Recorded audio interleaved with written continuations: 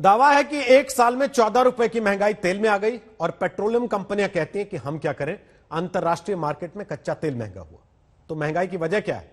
वजह है टैक्स की छुरी, जिसे केंद्र और राज्यों की सरकारें आपकी जेब काटती हैं। दिल्ली में पेट्रोल के 1 फरवरी के दाम के आधार पर जरा समझिए। 1 लीटर पेट्रोल का बेस प्राइस होता है 29 रुपए 34 पैसे, लेकिन यही पेट्रोल 86 रुपए के पार इसलिए बिकता है क्योंकि इसमें से केंद्र के खजाने में जाने वाली एक्साइज ड्यूटी है 32 रुपए 98 पैसे प्रति लीटर और राज्य सरकार के खजाने में जाने वाला टैक्स है 19 रुपए 92 पैसे प्रति लीटर। यानी 1 लीटर पेट्रोल के दाम में करीब 53 रुपए तो केंद्र और राज्य का टैक्स है। लेकिन हैरत यह कि जो टैक्स कम नहीं करते वो राजनीति बहुत करते हैं। एक जगह महंगाई के कारण सिलेंडर को मृत दिखाकर सियासत का 80-90 पूरे 100 होता है।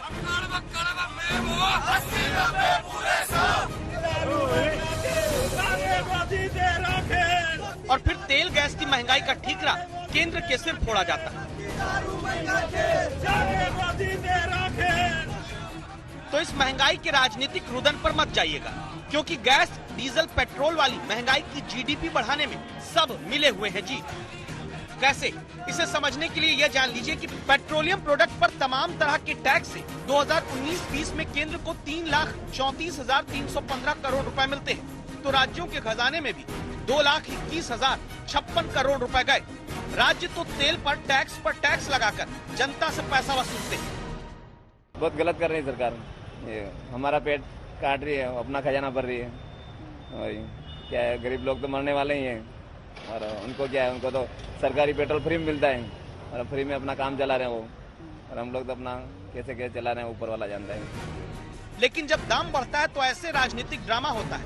जो पहले विपक्ष में रहते बीजेपी करती थी, अब विपक्ष में रहकर शिवसेना कर रही है।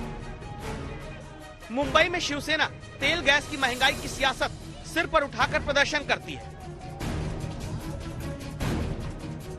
महाराष्ट्र के अकोला में शिवसेना के कार्यकर्ता पेट्रोल डीजल के दाम 100 रुपए के करीब पहुंचने से विरोध करने उतरते हैं। बाइक की अंतिम यात्रा निकलती है।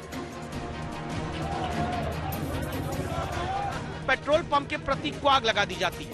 महंगाई पर विरोध की राजनीति आधा सच छिपा कर होती है, क्योंकि महाराष्ट्र में शिवसेना की ही सरकार है। शिवसेना की सरकार को एक साल में जनता की जेब से तेल पर टैक्स के जरिए 27,917 करोड़ रुपए मिलते हैं। लेकिन जब टैक्स में छूट देकर जनता को राहत देने की बात आती है तो राज्य सरकारें चाहती हैं कि केंद्र घटाए और केंद्र चाहता है कि राज्य वैट घटाए। मतलब ये कि क्रांतिकारी सब चाहते हैं लेकिन अपने घर में नहीं।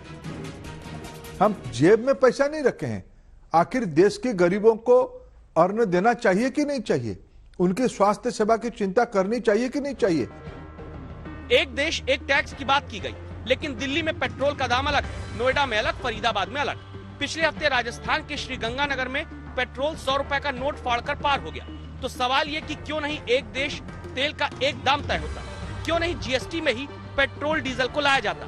सारे दल इस पर मौन हो जाते हैं, क्योंकि तेल ही वो जादुई तरल पदार्थ हो चुका है जिसमें हर लगे ना फिटकरी, टैक्स कमाई का रंग चोखा हो। आज तक ब्यूरो।